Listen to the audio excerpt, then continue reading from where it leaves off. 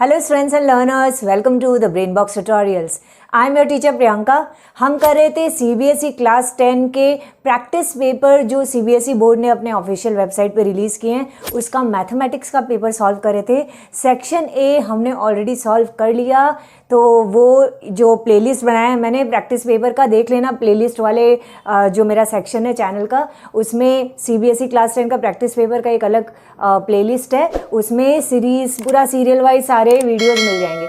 तो आज section A तो ख़त्म हो गया, आज हम शुरू करते हैं सेक्शन बी से। तो चलो सेक्शन बी का पहला सम करते हैं, जो है सम नंबर 21। सम नंबर 21 में लिखा है, check whether the three lines represented by the equations given below intersect at a common point. क्या इनका कॉमन पॉइंट ऑफ इंटरसेक्शन हो सकता है? तीन इक्वेशंस दिए हैं, मैंने यहाँ पे भी लिख दिए हैं। अब लिखा हुआ भी है शो योर वर्क। तो इन तीनों का कॉमन पॉइंट ऑफ इंटरसेक्शन है या नहीं है, उसके लिए हम क्या करेंगे, पहले कोई भी दो इक्वेशन ले लेंगे। समझ लो मैंने 1 और 2 लिया, इसको हम जैसे हम साइमल्टेनियस लीनियर इक्वेशन सॉल्व करते हैं वैसे इसमें x और y की वैल्यू डालेंगे, x और y की वैल्यू निकालेंगे, निकाल के उस x और y की वैल्यू को जो तीसरा इक्वेशन जो हमने यूज़ नहीं किया था ना, उसमें डाल के देखते हैं क्या ये पूरा और ये इज इक्वल टू 0 होता है क्या, मतलब ये इक्वेशन सेटिस्फाई होता है क्या। अगर हो गया यानी ये तीनों का कोई कॉमन पॉइंट ऑफ इंटरसेक्शन है। तो देखो कैसे स्टेप बाय स्टेप करेंगे। पहले इन दोनों को, फर्स्ट और सेकंड को मैं सॉल्व करती हूँ। तो मैं एलिमिनेशन मेथड यूज़ करती हूँ, तो या तो x या y इक्वल रखते हैं, तो मैं y इक्वल रखती हूँ। इक्वेशन नंबर 1 को 3 से मल्टीप्लाई करती हूँ, इक्वेशन और 2 को किसी से नहीं, मतलब 1 को 1 ही रहने देते हैं। तो ये हो जाएगा 6x plus 3y minus 3 is equal to 0, ये एज इट इज़ ही है। और फिर ऑन सब्ट्रैक्टिंग करेंगे तो ये माइनस माइनस माइनस, सबका साइन चेंज हो गया। 6 माइनस 4 2, ये 3y कट गया, माइनस 8 इज इक्वल टू 0। तो 2x इज इक्वल टू 8 आया, तो x की वैल्यू तो आ गई 4। और अब ये x की वैल्यू हम y में डालते हैं, मतलब कि इस इक्वेशन में डालते हैं, इक्वेशन 1 या 2 में। तो मैं 1 में डालती हूँ x की वैल्यू, तो 2x plus y minus 1 is equal to 0। x का अगर मैं वैल्यू में 4 डालूँ तो 4 2 जार 8 हो जाता है, 8 plus Y minus 1 is equal to 0, यानी कि y plus 7 is equal to 0 हो रहा है। That means y is equal to minus 7 आ गया, राइट। इसका मतलब हमारे पास में कोऑर्डिनेट्स की वैल्यू क्या है, x 4 है और y माइनस 7 है। अब हम इस वैल्यू को इस इक्वेशन 3 जिसको हमने यूज़ नहीं किया उसमें हम डालते हैं और देखते हैं कि ये सेटिस्फाई करता है क्या। तो 5 इंटू एक्स मतलब 4 करते हैं मल्टीप्लाई, प्लस 4 इंटू वाई की जगह माइनस 7 और फिर प्लस 8। अब देखते हैं, 5 4 या 20, माइनस 28 प्लस 8, 28 माइनस 28, ये 0 आ गया। इसका मतलब कॉमन पॉइंट ऑफ इंटरसेक्शन है इन तीनों में, बिकॉज LHS की वैल्यू हमने RHS के इक्वल लेकर के आ गए। करते हैं sum number 22।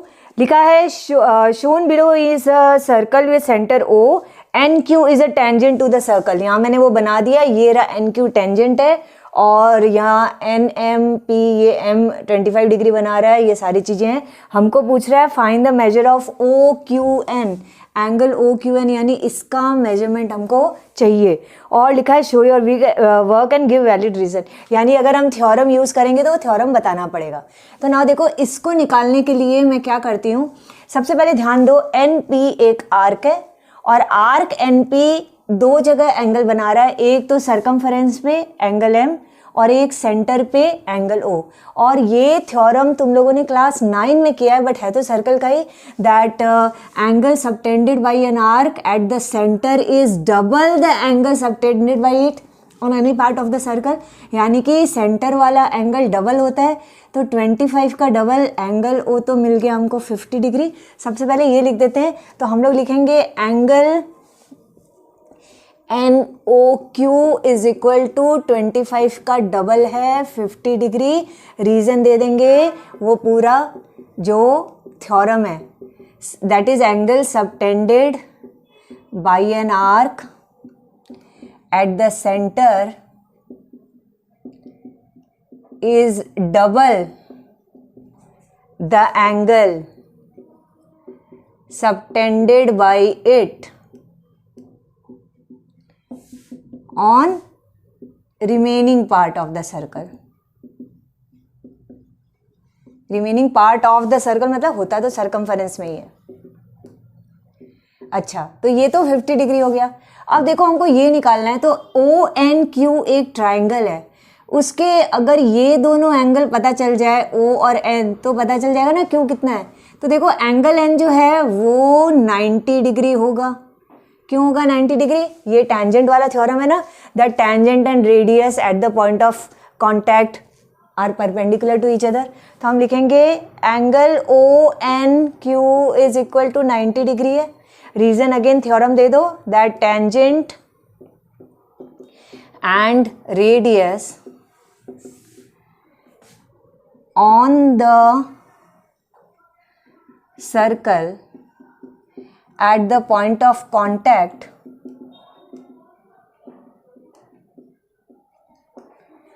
Are perpendicular to each other.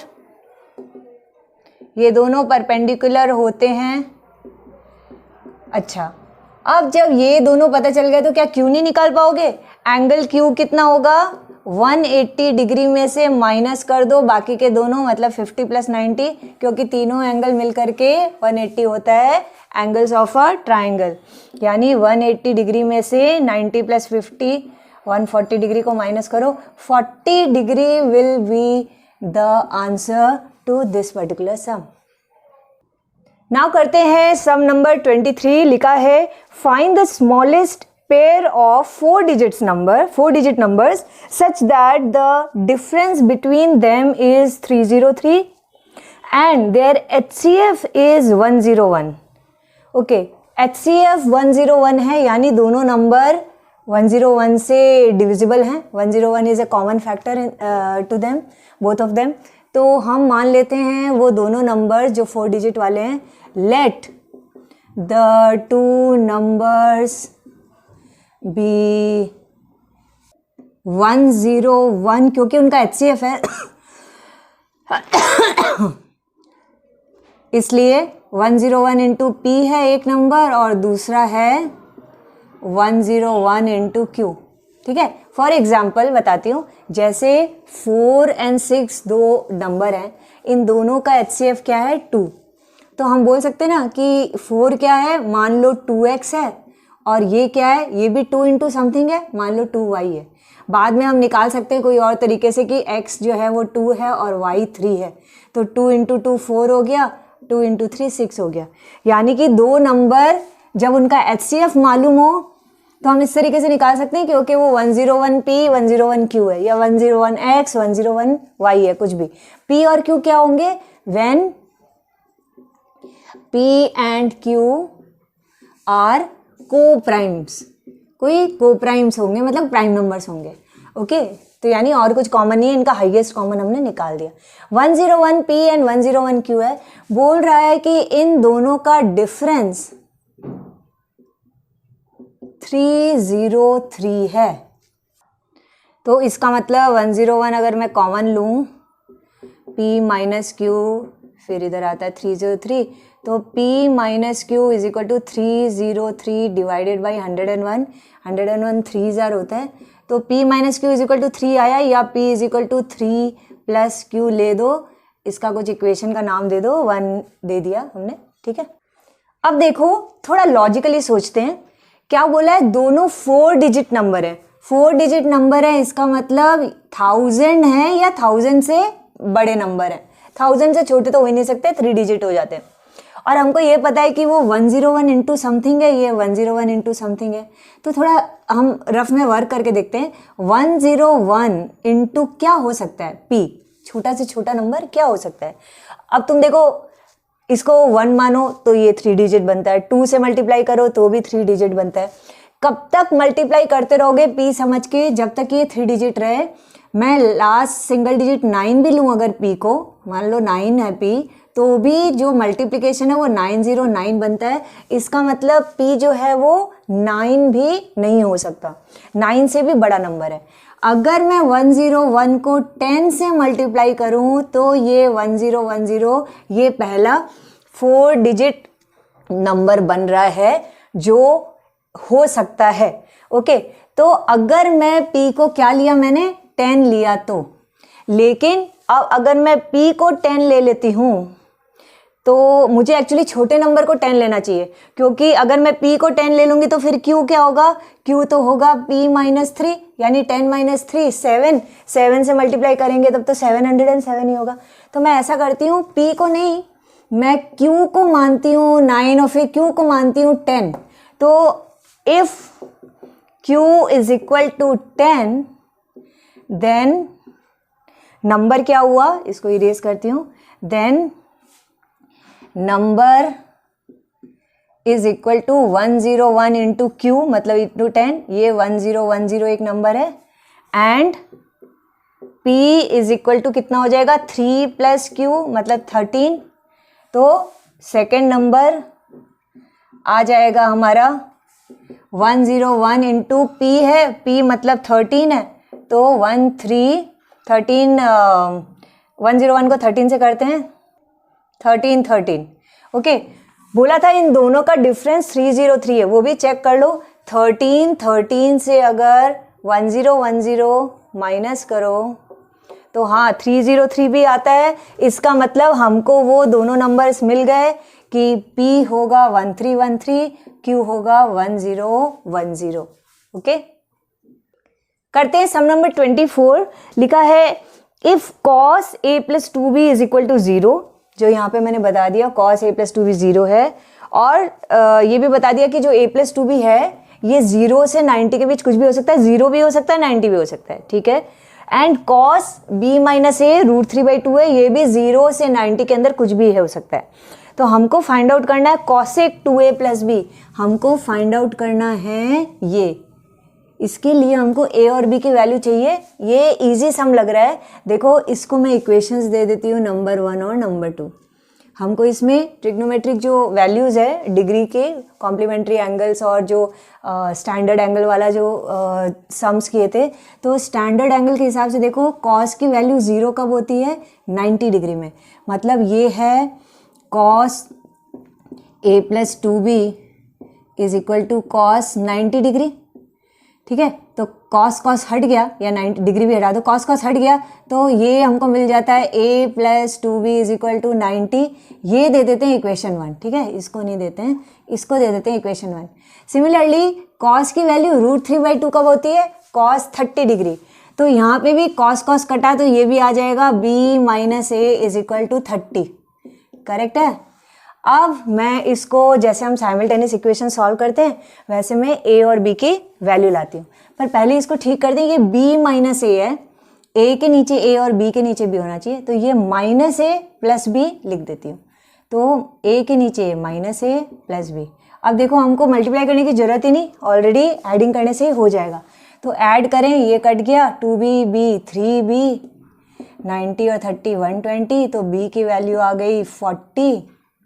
Okay, तो a की वैल्यू होगी, हम इसमें डाल देते हैं, माइनस a प्लस b अगर 30 है, मतलब माइनस a प्लस 40 है 30, तो माइनस a है माइनस 10, यानी कि a की वैल्यू 10 है, b 40 है और a है 10। तो cosec 2a प्लस b कितना होगा, cosec 2a प्लस b अभी पता चल जाएगा।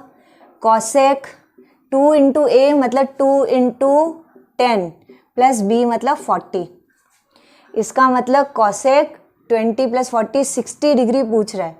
cosec 60 डिग्री के लिए ऐसे देखो, cosec के साइन का रेसिप्रोकल है, साइन 60 डिग्री होता है √3/2, cosec उसका रेसिप्रोकल है, दैट मीन्स √3/2 का रेसिप्रोकल कर दो 2/√3 and this will be your answer. Sum number 24 का ये जो ऑप्शनल है और वाला सम है वो देखते हैं। लिखा है state whether the following statements are true और फॉल्स, गिव रीजंस भी दिया है। तो पहला दिया हुआ है as the value of sine theta increases the value of tan theta decreases. Sine theta की वैल्यू बढ़ेगी तो टेन थीटा की कम होती है क्या। देखो साइन थीटा और टेन थीटा में रिलेशन क्या है, tan theta is equal to हम लिखते हैं sine theta upon cos theta. यही तुम रीजन में भी लिख सकते हो अगर ऐसा सम टाइप का सम आता है तो, कि टेन थीटा क्या होता है, sign theta upon cos theta. दोनों चीज ऊपर है ना, टेन और साइन, इसका मतलब tan theta is directly related to sine theta, inversely related to cos theta. यानी टेन थीटा साइन थीटा बढ़ेगा तो टेन थीटा भी बढ़ेगा, साइन थीटा कम होगा तो टेन थीटा भी कम होगा। कॉस थीटा से इनवर्सली है, कॉस थीटा बढ़ने से टेन थीटा घटेगा क्योंकि इनवर्सली है। तो तुम लिखोगे tan and sine are directly proportional. ये रीजन में तुम दे दोगे क्योंकि लिखा हुआ है कि गिव रीजन, तो ये दोनों डायरेक्टली प्रोपोर्शनल है। So when sine increases tan also increases। इसका मतलब कि वो नंबर 1 स्टेटमेंट फॉल्स है। ये क्लियरली हमको इस रिलेशन से पता चल गया। नंबर 2 में बोल रहा है when the value of sine theta is maximum the value of cosec theta is also maximum. Sine और कॉसेक का क्या रिलेशन है, चलो नंबर 2 भी करके देखते हैं। नंबर 2 साइन और कॉसेक का रिलेशन ये है, देखो कॉसेक थीटा जो है वो रेसिप्रोकल है साइन थीटा का। रेसिप्रोकल इसका मतलब अभी जो टेन और कॉस का रिलेशन था वो कॉसेक साइन का, इसका मतलब कॉसेक साइन से इनवर्सली रिलेटेड है। तो तुम यानी कि साइन के बढ़ने पे कॉसेक कम होगा, साइन के घटने पे कॉसेक बढ़ेगा, इनवर्स है। तो यहाँ बोल रहा है जब ये मैक्सिमम तो ये भी मैक्सिमम, क्या नहीं, जब ये मैक्सिमम साइन मैक्सिमम तो कॉसेक मिनिमम, और जब साइन मिनिमम तब कॉसेक मैक्सिमम। तो ऑब्वियसली सेकंड ऑप्शन भी, हमारा जो सेकंड वाला पार्ट था वो भी फॉल्स ही दिया हुआ है। और रीजन हम लिखेंगे cosec theta is reciprocal of sine theta. When sine theta decreases cosec theta increases, उल्टा हो जाता है। So when sine theta is, क्या बोला था, साइन थीटा इज मैक्सिमम बोला था, तो maximum when sine theta is maximum then cosec theta is minimum. ये दोनों ही फॉल्स होंगे। करते हैं सम नंबर 25। लिखा है a 3.5 centimetre chord subtends an angle of 60 degree at the centre of a circle.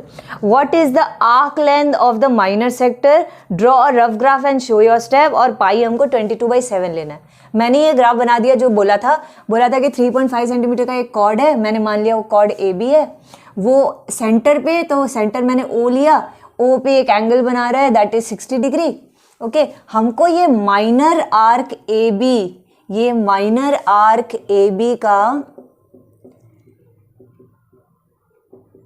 Length चाहिए। माइनर आर्क ए बी या कोई भी आर्क होता है, माइनर है तो उसका फॉर्मूला है theta upon 360, theta degree upon 360 degree multiplied by 2 pi r. अब इस केस में देखो हमारे पास थीटा है 60 डिग्री, 360 डिग्री नीचे लिख दिया, 2 मल्टीप्लाइड बाई पाई बोल रहा है 22/7, वो भी ले लो, मल्टीप्लाइड बाई ये जो आर है ये हमको निकालना पड़ेगा, तब हम इसकी वैल्यू निकाल पाएंगे। आर कैसे निकाले, देखो इस पर्टिकुलर सम में बहुत इजी सम दिया है कि ओ ए ओ बी देखो इसमें इक्वल है बिकॉज बोथ आर रेडियाई, तो O A is equal to O B, तो ये एक आइसोसेलेस ट्राइंगल है, इसका मतलब कि ये एंगल और ये एंगल भी इक्वल होंगे। ठीक है, अगर ये दोनों एंगल इक्वल होंगे तो इसको निकाल सकते हो ना, इसको x मानो, इसको x मानो, तो x plus 60 is equal to 180 होता है, 2x इज इक्वल टू 120, तो x आ गया 60, यानी x भी 60 है, तो ये तो तीनों ही 60 डिग्री हो गए। इसका मतलब ये आइसोसेलेस नहीं, इनफैक्ट ये इक्विलैटरल ट्रायंगल हो गया, यानी कि अगर एक की लेंथ 3.5 है तो सबकी लेंथ 3.5 है, तो हमको तो रेडियस मिल गया 3.5, तो हम उसी रेडियस को यहाँ लिख देंगे 3.5। ओके, पॉइंट हटा देते हैं, नीचे 0, 7 5 जार, 5 2 जार, 2 2 कट गए, 66 जार ये हो गया, 2 3 जार 6, सब कट रहा है और लास्ट में बच रहा है 11/3। तो आर्क की लेंथ बोल रहा है तो 11/3 centimetre will be the answer. ये इजी सम था, ऐसे आ भी सकते हैं इस तरीके के सम। सम नंबर 25 का ही जो ऑप्शनल वाला सम है और वाला, उसमें देखो एक फिगर दिया हुआ है, वो सेम फिगर मैंने यहाँ बना दिया, शेडेड पोर्शन यहाँ दिया हुआ है, उसमें भी दिया हुआ है, लिखा है a semi circle MON is inscribed in another semi circle. एक सेमी सर्कल देखो ये है KL और ये पूरा ऊपर KL उसका डायमीटर है, और उसके अंदर एक MON करके एक और सेमी सर्कल डाल दिया है, ठीक है, उसी के अंदर है, इसलिए बोल रहा है इंस्क्राइब्ड इन इट। और radius OL of the larger semi circle is 6 centimetre. बड़े वाले सेमी सर्कल का रेडियस दिया हुआ है हमको। अब हमको बोल रहा है find the area of the shaded segment in terms of pi. ये जो पार्ट है ये सेगमेंट ही तो है ना, इसकी वैल्यू निकालो इन टर्म्स ऑफ पाई, मतलब पाई पे कोई वैल्यू मत डालो, पाई को पाई रहने दो, ठीक है। और क्या बोल रहा है, draw rough figure and show your steps, वो तो हम कर ही रहे हैं। तो देखो इसको करने में सेमी सर्कल का रेडियस दिया हुआ है, अगर तुमको शेडेड पोर्शन का वैल्यू निकालना है तो देखो इसमें हम एक कंस्ट्रक्शन करते हैं। क्या कंस्ट्रक्शन करेंगे, ये जो अंदर वाला सेमी सर्कल है ना MON, यहाँ पे ये जो इसका ये जो पार्ट है MN लाइन जो है, M से O की तरफ और N से O की तरफ दो स्ट्रेट लाइन खींचते हैं। तो ये जो एंगल MON है, अगर ध्यान से देखो तो एंगल MON जो है वो बन जाता है कितना, 90 डिग्री। वाई, रीज़न है angle in a semi circle, ये उल्टा बना हुआ है सेमी सर्कल, इसलिए कंफ्यूज मत होना। यहाँ बना के दिखा देती हूँ, ये सेमी सर्कल है, ये डायमीटर हो गया। अगर डायमीटर के दोनों कोनों से इस तरीके से एक एंगल बना होता है तो ये एंगल हम 90 डिग्री बोलते हैं ना, angle in a semi circle. तो सेम चीज़ वहाँ मैंने ऐसे बना दिया तो वो तो angle in a semi circle बन गया। अच्छा, अब देखो अंदर वाला पार्ट, ये पार्ट यहाँ पे MN एक कॉर्ड है और ऊपर सेगमेंट बन गया। अब अगर ये सेक्टर ऑफ द सर्कल हमको पता है ना 90 डिग्री, ये 90 डिग्री है, और ये OM और ON जो रेडियस है वो कितने हैं, वो रेडियस इस सेमी सर्कल का ही तो रेडियस है, OL के बराबर ही तो ON है, OM है। तो OL अगर 6 है तो ON भी 6 है, OM भी 6 है, ये तो सेम ही सेमी सर्कल है।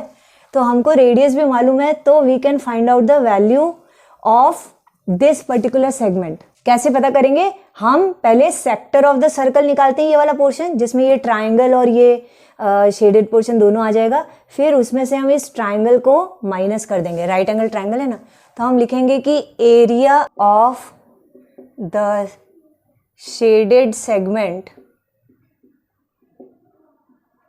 क्या होता है, area of sector minus area of triangle MON, ठीक है। MON वाला ही सेक्टर ले लिया, MON वाले ट्राइंगल।